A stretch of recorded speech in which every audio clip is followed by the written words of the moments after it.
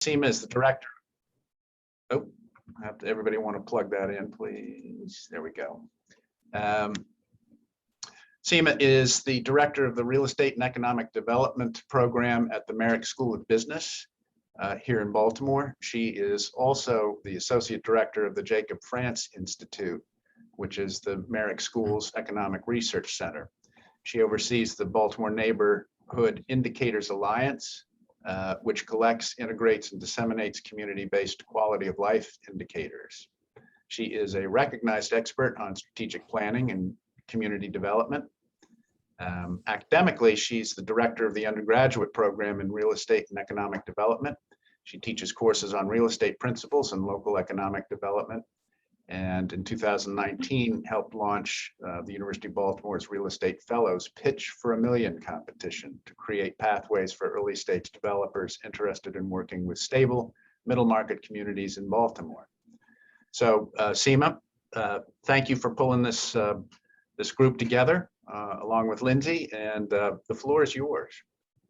Well, good to see everybody virtually today. We do have an amazing group that I think all of us are actually excited to hear about as well. So we do have, obviously, those of you that know Lindsay Thompson, who's professor of practice at the Carey School of Business at Johns Hopkins University. We're joined today by Eric Maribajok, who is the executive director of the Center for Real Estate Entrepreneurship at George Mason University, so coming down to DC. And then we have two members that are representing the Colvin Institute of Real Estate Development at the University of Maryland. We have Maria Day Marshall and Tanya Bonsall. You're going to hear about all of our programs kind of one at a time. And what we're going to do is do a little bit of round robin. We'll all answer like one question.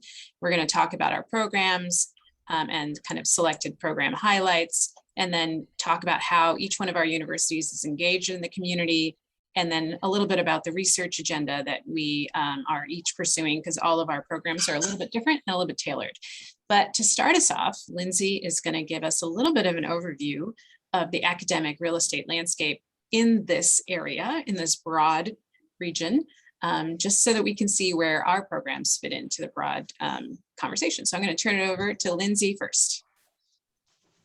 Okay, and I'm going to share my screen. I have a PowerPoint, of course, because I'm an academic. We live on PowerPoint. Can you all see this? Are you seeing it? We are seeing the slide. There you go. Now we can see the slideshow. So I hope this isn't set to, I use a template, so I hope it's not set to move faster than I am. Anyway, so academic real estate in the DMV, and Seema was very helpful in telling me I need to explain the DMV. So wait a minute. Yes, we have two combined metropolitan statistical areas. We have one combined, two, and I tried to get the latest data on this, but we've got the big Washington, Arlington, Alexandria area, and we've got the not quite as big, but of course just as important, the Baltimore, Columbia, Towson area. And when you combine them together, I think these better than I do. We have a huge market. We have, 2020 population estimates of almost 10 million people. 2019 GDP, which of course that's changed a bit, of 775 billion. And we have the most educated, highest income, third largest combined CSA, whatever, in the United States. I mean, this is just a powerful market. So that's all the good news. And so we're the lucky ones who get to think about how to prepare these people for the next generation of leading real estate. And this is kind of a breakdown. Of course, we're in a bigger market. So we're looking at United States, the metro GDP of the DMV, the district, Maryland and Virginia, and the Washington metro part of it, and the Baltimore metro. So you can see, the Baltimore metro isn't as nearly as big as the Washington metro area. But when you look at the concentration of urban clusters, and this is also in experience, most of us don't just work in one of these areas. We really kind of come back and forth a lot. And I know, Jim Lianos, you've thought a lot about mobility between Baltimore and Washington and within the Baltimore metro area. And, we've talked some in past lunchtime discussions about better connectivity. And I think that's a big area for real estate and infrastructure. We're all familiar with this, of what's happened to the economy, along, since 2017, that big dip and the big increase. But the good news is, real estate has been surprisingly resilient. Here's a quick little mapping of real estate returns and economic growth. And what you see in, those bars are the GDP between 2001 and 2021. And, we all know that story, that big dip in 2019, 2020, 21. But it's interesting that the real estate returns weren't quite as dramatic. The down wasn't quite as down, and the up was a little higher. So I think as a country and certainly as a region, we're doing pretty well. When I looked at and I'm sure some of you have seen this, the PwC survey on emerging trends, I was kind of surprised that that capital is not the biggest priority. Worries about capital. The priority issues are jobs and income growth, the pandemics and the political landscape very, very sharply, which is not surprising, and construction and labor costs. And then these disruptive uncertainties. If you haven't read the PwC survey of emerging trends, it's really not surprising, but pretty insightful. So, who are the academic real estate programs? This is the list that I think are, I just have to explain. There are so many real estate programs online, accredited and unaccredited, from, pitching to our population, that I can't even count them. Some of them are really excellent, but some of them, I can't even describe them. They're so random. But these are kind of the main horses in our stable that are the front runners. And we're going to hear a little bit more about them. And this is just a quick snapshot of where they are, who they are, where they are. And I think this is the degrees that they offer, but we're going to hear more and probably some corrections from people. But there's a lot of trend towards economic development, some sustainability, and some looking at, these social issues and the ESG issues that are on the minds of developers. So I think we're going in the right direction, and of course, investors. And when you look at the map, this is where they are. We're all, not surprising, we're on that I-95 corridor kind of together and pretty close together. But when you look at it in the context of, what's our outside competition, it's a pretty far drive, and it's a pretty far commute for anybody in the DMV area to go down to Richmond or down to Charlottesville, or go over to Pittsburgh, or go up to, the University of Pennsylvania, and there are a couple of good real estate programs there. I don't think anybody's going to New York, and I'm not sure that they're going to Penn State. Maybe some of the Eastern Shore people on the west side of the shore would go to Salisbury, but we have a pretty tight market here in terms of, I don't think that people in the 10 million some DMV are going to be going anywhere else unless it's online, and that's a big competition. So we have, 6 or 7 horses in this stable that I think it's a nice, friendly, collaborative kind of competition, because we're all a little bit different. So this is where we get to talk about our programs. Thanks so much, Lindsay. That was really great. Thanks for that overview. So that's basically what we're going to do. We're going to each give a little, overview of our programs, kind of one at a time. And then we will do, again, that round robin, thinking about, how do we engage with our communities and kind of research that we're doing. And then we'll open it up for Q&A from everybody else. So if you do have questions, feel free to put it in the chat. We'll try to answer them as we go along. But we will be presenting and talking for kind of the first couple of first half here. So I will go first to talk about the University of Baltimore's program. We are, as you saw in Lindsay's overview, we are one of the very few undergraduate programs in real estate and economic development. The and economic development is important because we are trying to kind of have relationships with, for example, IDEC or the Maryland Economic oh my God, I'm forgetting Maryland's MEDA, of course, Maryland's Economic Development Association in the state. And so it's both about the real estate side and the economic development side. So for those that know, I'm actually an urban planner. So I think having the leadership, knowing who the leaders are of a program will help you understand the flavor that a program ends up taking. And because I do a lot of work in Baltimore communities around their markets, essentially their real estate markets, that tends to be kind of why our students come.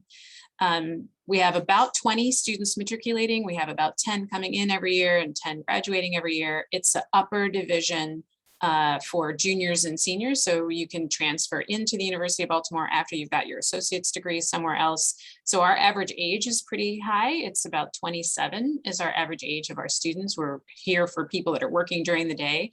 And that's been traditionally what the Merrick School of Business is for the University of Baltimore. We draw from folks that have some experience. We certainly draw people that have no experience in real estate and they want to get involved in real estate. But we do draw from folks that have an associate's degree in construction management. We get a lot of people that have a broker's license already, a residential broker's license, and then want to come back and finish their bachelor's. And then we're in a finance program. So we also have kind of very specific folks that are looking to get involved in real estate finance and investment. We are about 15 years old, so it's pretty young ish, I guess. Maybe we'll find out from the other programs if that's young or not. And so we have really great alumni now that many of you actually have hired that have come out of the program and either started their own business or have become a part of the industry in the broader kind of Baltimore area. Like I said, we are in a business school. So even though we have a little bit of that policy focus with the economic development, it's all about numbers. It's all about, our students want to make sure that there's going to be money involved in some of these policies. So it's not pie in the sky policies. I think our students are very aware that the numbers have to work. They know how to write for pro formas by the end, as well as think about kind of the economic development implications. So I think our students come to UB because they care about Baltimore and they actually want to use real estate development as a means of, revitalizing neighborhoods, which is why the pitch for a million was created a few years ago to really start up. People that have done I have a lot of students that have come and said, I have renovated that one row home for my grandmother. And so that's what I want to get involved in. I want to get involved in real estate development, but going from the onesie, twosie, renovation and actually having a business is a very big leap. But we have those kinds of students that are hungry to do that. So we specialize in 3 major areas, and then I'll turn it over to my colleagues. Because we're in a business school and we have these folks that are interested in development, we specialize in development and entrepreneurship, really starting up businesses. And that's actually what University of Baltimore is good at, starting up businesses for people that want to kind of do their own thing. And in our case, real estate. Our biggest employer by far are property managers, property management companies, and including property management in the affordable housing space, which is a really big employer for us, and as well as commercial brokerage. So property management and brokerage go together. And then we have students that specialize in finance and investment. So Morgan Stanley is hired from our group, and many banks like M&T Bank have hired from our group. So those are the 3 areas for us, and that's the nature of our students. And you might think about people that haven't finished their bachelor's yet, but would benefit from, finishing up after an associate's degree to come to the University of Baltimore. And that's basically what we specialize in. Okay, I'm going to turn it over to the University of Maryland team, Tanya and Maria. Thank you, Seema. And thank you, LAI, for having us today. It's a pleasure to be here. I am Maria Day Marshall. I'm the director of the Real Estate Development Program and the Colvin Institute of Real Estate Development. And Tanya Bonsall, who is going to be presenting with me, is the assistant director of the program. So we have a PowerPoint presentation that we'll go through really quickly. And I'll just start out by talking a little bit about the University of Maryland, College Park, which is the state's flagship university and one of the nation's preeminent public research universities. We are a global leader in research, entrepreneurship, and innovation. And we're home to more than 41,000 students, 14,000 faculty, and 377,000 alumni, all dedicated to the pursuit of fearless ideas. The university was founded in 1856. We're located just a few miles outside of Washington, D.C., and we have 12 schools and colleges. So our real estate program is one of 4 programs housed in the School of Architecture, Planning, and Preservation. We are the youngest of the 4 programs, having been launched in the fall of 2006. And our program was the 6th of its kind in the US, meaning that it is comprehensive and multidisciplinary. So we teach everything about the real estate development process from pre-development and acquisition through and including property and asset management. We educate our students to develop for a quadruple bottom line, concern not only for the old-fashioned financial bottom line, but more broadly for economic viability, environmental respect, beautiful and sustainable design, and social responsibility. So I'm gonna, go ahead, yeah, Tanya. we have a full complement of real estate programs, as you can see on the screen here. Like the University of Baltimore program, Seema, our program started in 2006. And we do have a couple of dual degrees as well. We have a dual degree with the architecture program, historic preservation, urban planning, and the MBA program. And we do have a certificate program which started in 2006 as well. And a minor, which was started in 2006, and it's the 2nd largest minor on campus. And because of the success of the minor, we were approved for the real estate major in March of 2020. We have to yet officially launch it, hopefully soon. The plans were delayed because of the COVID. So that was one of the impact we had because of the COVID. As you can see, here are some of the program statistics. We have a diverse group of student body. We have about 12% international students, 17% dual degrees. We have 36% female and 64% male. And 73%, about 73 to 75% of students are actually working full time. That's why all our classes are in the evening from 7 p.m. to 9:40 p.m. And our average age is 33. So this is what the curriculum looks like. Our students have to do anywhere from 33 to 42 credit hours. And as you can see on the screen, those include some of the introductory leveling courses in the blue circle right at the center, followed by some core classes that they all have to do. And then we focus on 5 cognate, we call them 5 cognate areas. That's the green circle that you see. So they each have to take 1 course in those 5 cognate areas: planning, construction, visual literacy, asset management, and market analysis.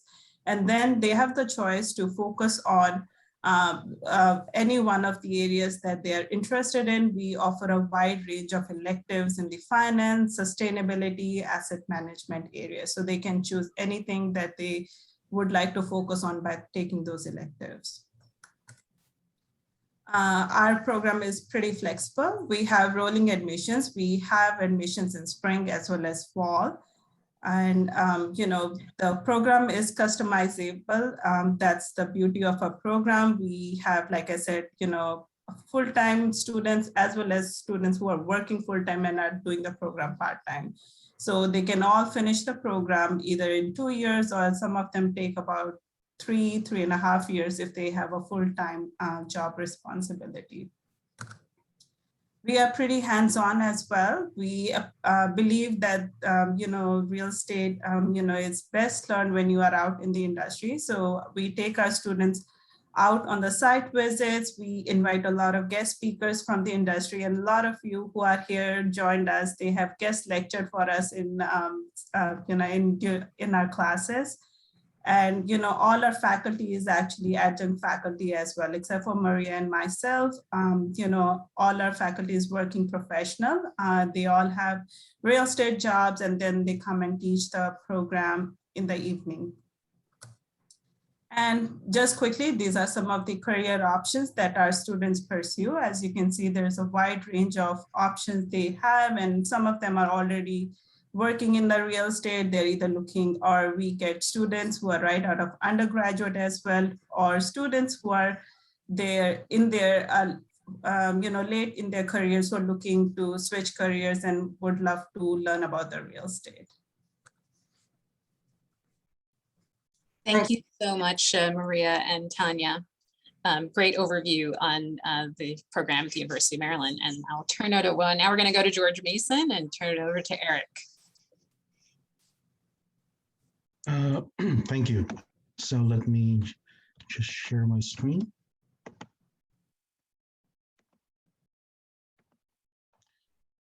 So thank you very much for the invitation. My name is Eric Murray-Bojic. I'm the director of the Center for Real Estate Entrepreneurship at George Mason University. It's always great to participate in a forum that kind of brings together various schools across our big region. So I'll just start with an introduction for, with George Mason University and the School of Business. George Mason University is the largest research university in the state of Virginia. We have about 39,000 students and growing. The School of Business, has more than 5,000 undergraduate and graduate students, and is one of the biggest schools within the university, and also one of the fastest growing schools in the university. So the real estate education at George Mason is housed in the School of Business. And our unofficial tagline is building a better world. The School of Business has a mission of harnessing business as a force for good. And so our real estate education programs kind of reflect that in terms of helping our students contribute to building a better world for our region and for our communities. So we have a couple of programs that are in the field of real estate education. The first one is we have an undergraduate minor in real estate development. That's a 15-credit program, 2 core classes in real estate principles and real estate finance, plus a variety of electives depending on the track undergraduate students want to participate in. This is based in our Fairfax, Virginia campus, which is our main campus. This is a new program. It was launched this year, and we have high hopes and great interest. Hopefully we can grow the program over the next couple of years. Our next program is our Master's in Real Estate Development, or our MRED program. This is our graduate program based in our Arlington, Virginia campus. We have 3 campuses. Fairfax is our flagship campus. Arlington, Virginia is our second largest, and then we have another campus in Prince William County in near Manassas. The MRED program is 36 credits, 7 core classes in principles, law, policy, design, market analysis. It is a real estate development oriented degree.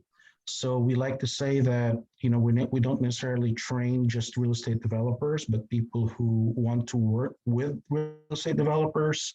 So our students come from a wide variety of backgrounds. We do have developers, entrepreneurs who want to develop their own deals.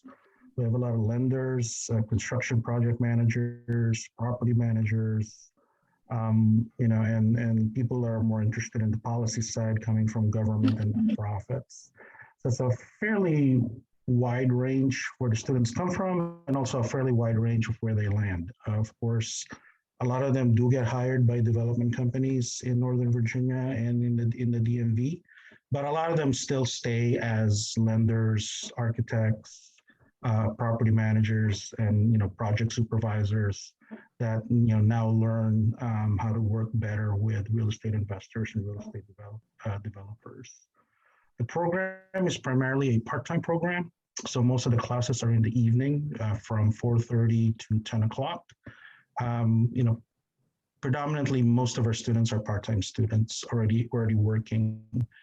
They tend to be mid-career, so our average age is probably early 30s to mid-30s in terms of where they're coming from. And then the Center for Real Estate, which I head, provides academic support for both of these academic programs. We provide scholarships, career advising, networking. We pay for their association dues if they want to join an association. We fund alumni events. One of our projects that we funded for them was a student investment fund, which they can take in their second year. Their latest investment was actually in Baltimore. We invested in a shopping center in Walbrook. So it's a very educational opportunity for our students. We also support executive and non-degree programs in real estate. For example, at the moment, we're conducting our 3-day advanced investment and development class. So that's just an example of a non-degree certificate course that we offer. And then more generally, we provide industry education and lifelong learning through year-round conferences, panels, webinars, study tours, which are open to students, industry, and community. For example, we have 3 coming up. We typically have 1 or 2 every month. October 28th, we have a webinar on the development history of Northern Virginia. And then on November 17th, we have a webinar on the rise of crowdfunding commercial real estate. And on December 15th, we have a webinar on new mobility models for residential development. So if you have any questions or want to learn more, my contact information is below the screen, and be happy to answer questions later on. Thank you. Thanks so much, Eric. And last but not least, we're going back to Lindsay to talk about the CARES program. And everybody's bios in the chat in case you haven't seen that. Okay. Hi, I do not have slides for my part, but I can talk about the Cary Business School. We're a new school, relatively. We didn't have a business school until 2007, but we have had a real estate program running out of First Star School of Continuing Studies since the 90s. So we're actually our real estate program is about almost 30 years old. And we have campuses both in Baltimore and DC. And for those of you who don't know, we're moving to the museum. And that's going to be all of our Hopkins programs are going to be at the rebuilt and reimagined museum. Talk about a real estate project. And by the way, does anyone want to buy some buildings on Mass Avenue? Because we need to sell them as part of our financing for 555.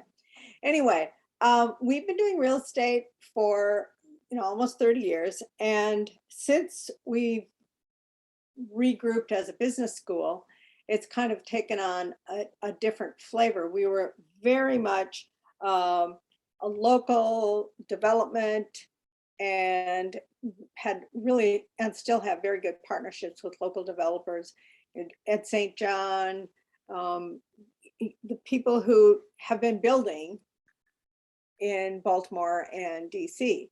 But since we've become a business school, we've gotten a much more global and research kind of focus. We don't have a PhD program, and it's probably something that we will do in partnership with maybe economics or sociology, one of the other disciplines. And we've talked about that some, and I think that's in the works. We have a full-time Master of Science in Real Estate and Infrastructure. The infrastructure is very important to us. And then we have an MBA concentration. Right now we have about 70 students. They're full-time, part-time, and online. And we paused, we used to have more students, but 2 years ago, we paused our part-time program because it just wasn't meeting the needs of the market anymore. So we paused it, and I think we're going to reopen it this coming fall as more of a global program. And I think that, you know, we're hearing that theme from some of the other schools. And our big specialties are finance, real estate finance in all asset and debt classes, and also ESG and sustainability, sustainable cities. But we're also very strong in economics, urban economics, and risk management. And we have a huge commitment that comes all the way down from our university president to working in post-industrial economic geographies of racialized poverty. And so we have a Black Butterfly Lab that's part of our city lab, and then also as part of, has a lab in Anacostia, east of the river in DC. So we're really looking at how can we be of service to underserved and undercapitalized areas. And we're looking specifically at doing research and testing models of more creative, innovative financing of real estate projects and real estate development, ladders to equity for people who don't have equity, and fractional ownership models.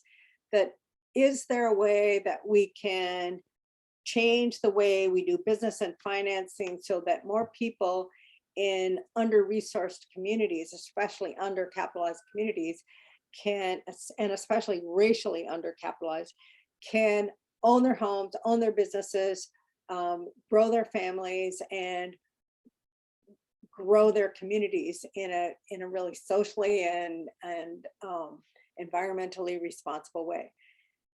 We have a pretty big, you know, for Hopkins, a pretty big business school. We have about 2,200 students, a combination, pretty equally distributed between online, and they're all over the planet, and part-time flex that come to class in person, and we're actually meeting in person right now, and full-time students. We have a very, very big finance program and marketing program. And then of course, healthcare management and health technology are two big signature areas.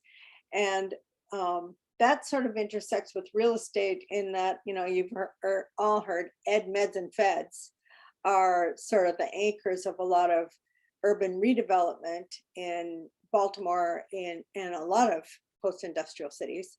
And so we're kind of looking at partnering at that kind of academic partnership and practice partnership as one of the keys to revitalizing and rebuilding cities that, like Baltimore, that have been kind of neglected by federal government, by state governments, and by the people moving to the suburbs and making money in the suburbs. So we do have a really strong social conscience about, we are an urban university and we are going to stay an urban university, but we also have a global reach. And so we hope that some of the things that we discover, not only in our own city, but also in other cities around the world where our students come from, about half of our students, a third to a half, depending on the program, are international students. And so we really do want to learn from them as well as share our learning with them. So that's kind of it. Thank you, everybody, for your overviews. And so now for all of my panelists, most of you touched a little bit about how you engage in the communities that you're in, but maybe if you want to kind of focus in on that conversation about how you engage, I'll just start off by saying that we do have an advisory board, real estate advisory board, and I might send you a link to the members. You probably know all of them. They're basically everybody in Baltimore that is working in the broad range of the fields that I mentioned: development, property management, brokerage, and we have a few architects and things like that. And really we focus in on, with our board, we really focus in on internships, because like I said, our students are undergraduate students that may or may not have any experience in real estate to begin with. And even though they might be working during the day, what they really need while they're here is entering that network. And so for the last 7 or 8 years that I've been doing it, was really getting people to offer our students paid or unpaid internships. And most of them have actually been paid. And that has been a huge life change, because now our students on their resume will have some experience in the broad field of real estate in the areas that we do well in. So the last 7 years about community engagement has really been about internships. We had very, very few internships. And just this year, when I started, and just this year, we actually hosted a virtual career fair just for our real estate program, real estate and economic development program. And we had 14 of some of the major employers in this region join that virtual fair. And again, that ranged from everything from affordable housing, property management, all the way up to kind of M&T Bank and, you know, the broad range, but focusing in on the things that we are specializing in. So I will say our board has been really good in terms of community development. And then with the real estate fellows program, we are working with local CDFIs. So CDFIs are looking for developers that can work in some of our tough underserved neighborhoods, and our students come from those neighborhoods. So we actually have some really great stories about, you know, people that, you know, grew up in East Baltimore, came to the University of Baltimore, started a business, and are now actually developing in kind of places where CDFIs want to actually invest. So that's been some good news stories for us in terms of community engagement. Anybody want to shout out to other ways that you're engaging? Yeah, I'll just chime in here and talk about our master's program, where our students at the end of their coursework do a capstone project. And those projects are real world projects commissioned by governmental entities or developers, where the students do a semester-long research project into those development sites and produce at the end of the semester a feasibility study and development proposal. We've been doing this for 15 years every semester. We've done development proposals for communities all over the state of Maryland and in Washington, D.C. We also didn't get a chance to talk about our center, which is the Colvin Institute of Real Estate Development, which supports research, industry outreach, and student enhancements for the master's program. We engage our capstone students through the Colvin Institute in a competition at the end of the semester, and they compete against each other, present to a jury of real estate professionals, and then receive monetary prizes within the competition. We also partner with the PALS program, which is the acronym for Partnership for Action, Learning, Sustainability, which is a campus-wide program that leverages the expertise and ingenuity of Maryland students and faculty to tackle specific sustainable related issues facing Maryland's diverse community. And so many of our projects are commissioned through the PALS program. And we get to work with the communities We do charrettes at the beginning of the semester with our students. And the students find out what the community wants to build in those communities. And then they incorporate that feedback into their development proposal. For George Mason, Oop, you went on mute somehow, Eric. sorry. So one of the topics that we decided to focus on for the last couple of years has been affordable housing in terms of our outreach and research. So we actually partner with Fairfax County, the county where we reside, on an annual affordable housing symposium, which is meant to both educate the community as well as advocate for more affordable housing construction in various communities in Northern Virginia. We also have events around housing. One of the last ones we had last year, for example, was a history of housing and segregation in Virginia, which was one of our larger events online since the pandemic started. So that's I think what we've been focusing on is trying to support the Council of Governments call for more housing in our jurisdictions, but in particular, more affordable housing. So that's what we've been focusing our outreach and education efforts on.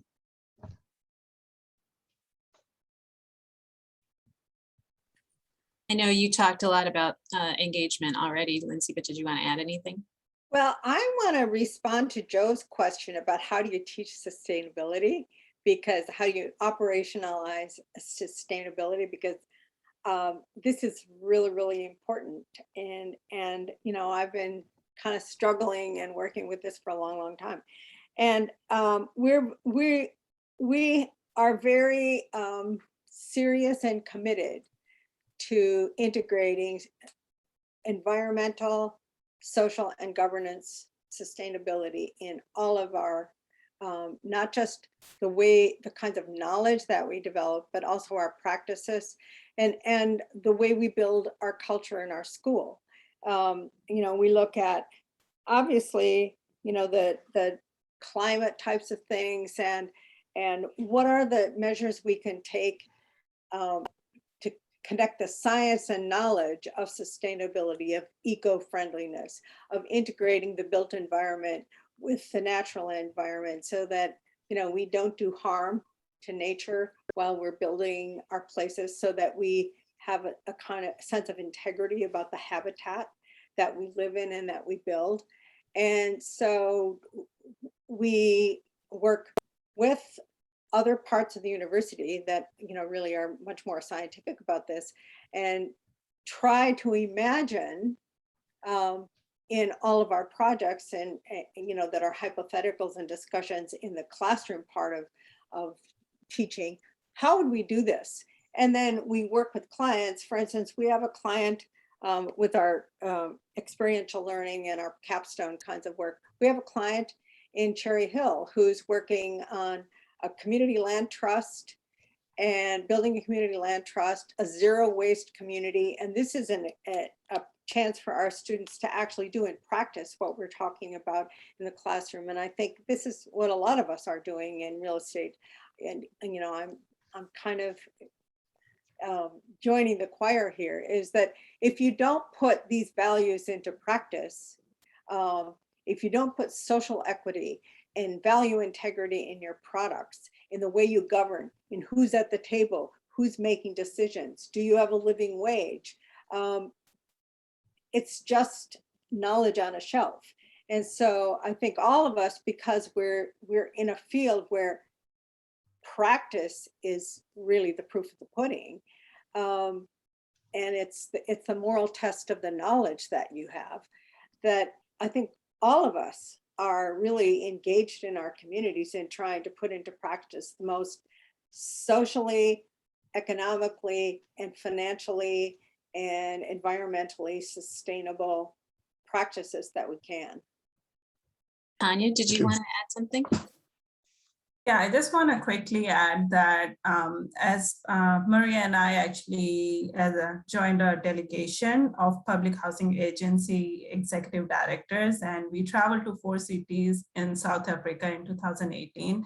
Just looking at exploring opportunities and exchange information on social and affordable housing. So when Roderick mentioned their program focuses on the affordable housing, so I just thought I should mention that as well, because that visit in 2018 yielded affordable housing global classroom that we have this semester going on. That's our first of its kind. So we partnered with Nelson Mandela University in South Africa, and we have this virtual global classroom with our affordable housing asset management class here in the program, and with the students from the Nelson Mandela University. So I just wanted to put this out there, like this is another way how we engage community and involve and focus on the social and affordable housing initiatives. Thank you. Thank you. I just want to add to what Tanya said. Seema, you talked about how our programs often reflect the expertise of the leaders in the program. And my background is in affordable housing. But one way that we've chosen to get involved in communities is to participate in HUD's Student Affordable Housing Competition, where they partner with public housing agencies across the country to have students compete to do feasibility studies on those sites. We've been very successful in that competition. We've we've participated 5 times. We've won the competition twice, and we've come in second twice. And I think that that's an indication of the interdisciplinary nature of our program as we include on those teams students from the other programs in the school to provide the expertise that we need to do well and be successful in that competition. So I want to turn just for a couple of minutes to some research agendas that you all might have. University of Baltimore is not necessarily a Research One institution, but I happen to oversee the Baltimore Neighborhood Indicators Alliance, which does research on neighborhoods in the city of Baltimore. So I kind of wear 2 hats, the applied research side and then the academic side. We employ students to track real estate. If you haven't seen it yet, it's called the BaltimorePipeline.com. We work with ABC Baltimore, which is a construction, our Association of Builders and Contractors, because there's a lot of need to understand what development is happening in our city. And it's very hard to really know if you don't get the Dodge report or the Reed report. And even then, those are a little bit lagged. So we have real estate students tracking development in the broader metropolitan area, and it's available for you to view. There's some things that are available already online. So it's a great learning opportunity for our students, but also we've actually had students from Georgetown analyze the data to see how fast do projects go through the city versus some of the counties, and actually do some analysis on the real estate development here. We also do work with we are the University for Baltimore as well, because our students come from here, they end up working here, they are eager to learn here. So we do work with all of the major industry groups, ULI, NAIOP, CREW, obviously LAI, and make sure that the things that you guys need in the industries are actually being serviced with our students. We do have one program that we work with ULI on their urban plan curriculum module. So we're working with them to make the urban plan module as good as it can be for an urban context like ours. And that's been really successful. We've done that 3 years in a row. Students love it. And that's great, kind of not only a relationship with ULI, but also a great way to think about that interdisciplinarity of the real estate process and how things do or don't work in a city like ours. BNED is doing the neighborhood change. We're looking at how neighborhoods have changed in the last decade. Some neighborhoods have some great news with the 2020 census, and some neighborhoods have terrible news. So maybe that's a different presentation that we need to talk about, because we need to figure out how and why Baltimore is the only East Coast city to continue to lose population. We don't need to live like this, and we should figure it out, because real estate's part of that solution. Anybody else want to start with your research agenda? Well, I can say a little bit about mine. At Hopkins, professors of practice have to do research or we lose our jobs. So my main areas are in actually intersectional equity and ethics. And right now a lot of my work is on the moral culture of organizations and communities. And, we don't like to talk about that. That's sort of, people are very hesitant about talking about values, and they don't want to get into fights and arguments. And we actually just take that bull by the horns and say, we are speaking our values all the time, but not in words. And so we have a big emphasis on how people learn to participate in a socially responsible way, to change the values of their culture if they're, toxic values. And so right now my work is on intersectional equity and dispute resolution, constructive dispute resolution in organizations that are in communities that are experiencing culture clash. And that's kind of all of our cultures. And especially as it comes to the livability of cities, because I'm a big believer in cities, but when people are packed up against one another and interacting with each other all the time, we need a skill set that really smooths the social interactions. And a lot of that has to do with being really clear and aware of our values, and also being open to change. That some of us have values that are kind of perverse, and are we willing to be self-critical in the way we engage with other people? And that is one of the most important power skills for people who are in business, especially in real estate, because it's a very interactional discipline and industry. So right now, that's my, how can people live together and work together in harmony without sacrificing their own sense of personal integrity, or without sacrificing the kind of social integrity and social conscience that you need to be part of a group? Thanks, Lindsay. Eric? Yeah, so George Mason is the youngest R1 university, I think, in the country. So we actually turned 50 years old next year as a university. So we're fairly young and growing. For real estate, the center does support both faculty across the university as well as private sector partners that have research interests related to, our overall theme as a center is focusing on better ways to design, build, and use the built environment through innovative policy and technology. For example, one of the projects we're involved in right now is we're supporting some community survey work around a driverless shuttle that's now going between one of our metro stations and a development called Mosaic District in Merrifield. So we've been doing that for about 1.5 years now, as to, how does that impact the way people view commuting, transportation, and impacts on commercial real estate. We've done a lot of work around net zero and passive house design with private partners, and multiple programs around mass timber construction. So it would in relation to like sustainable aspects of real estate development. So those are very interesting for us. And yeah, we're always looking for new partners, both within and outside the university, to work on these topics together. So, yeah. Maria or Tanya?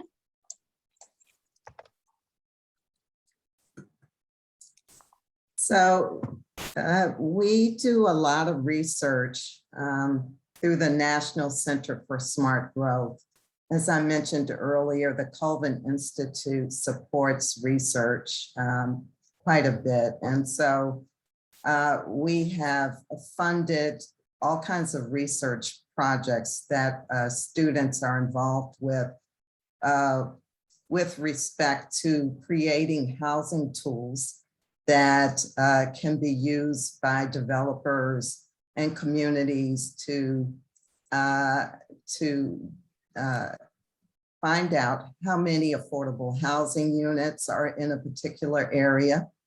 We are very connected and involved with the Purple Line, which is a light rail line that is planned to go right through the center of the University of Maryland. But the Purple Line Corridor Coalition is really focused on trying to prevent displacement and demolition of affordable housing, as well as displacement of small businesses. And so we've worked with them to do a lot of research on small business along the corridor and affordable housing to prevent that from happening. And as I mentioned earlier, much of our research is done through our capstone projects by our students. And so they go into these communities and figure out what kind of development should be done at these development sites. And that the results of that research is then given to those communities and is often used by those communities to be a blueprint for development or redevelopment projects in those communities. Well, thank you so much to our panelists. It's exactly, I think, 1:30, and so I will turn it back over to Matthew. We've been answering some of your questions in the chat as we could. You will all have all of our contact information, so please reach out to us. And I was really grateful to everybody for being here. Thank you. Yeah, thank you to the panel. And I would say in closing that we lost a chapter member in David Rudo earlier this month. He was a tax lawyer, very good tax lawyer, and a devoted member of our chapter, and he would have loved this panel. He would have loved this panel. So I just want to remember him, and I want to conclude by thanking all of you. Thank you, Seema, for putting this together, and Lindsay as well. And I'm left with this sort of recognition that we have a robust stew of academic support for all of us in this industry and all of us that are interested in cities and real estate. And I feel much better having heard this. So I appreciate it. And please stay tuned for the November 17 upcoming program. And then we've got an annual meeting after that in December. And with that, I'll conclude. Thank you all. Thank you. Thank you.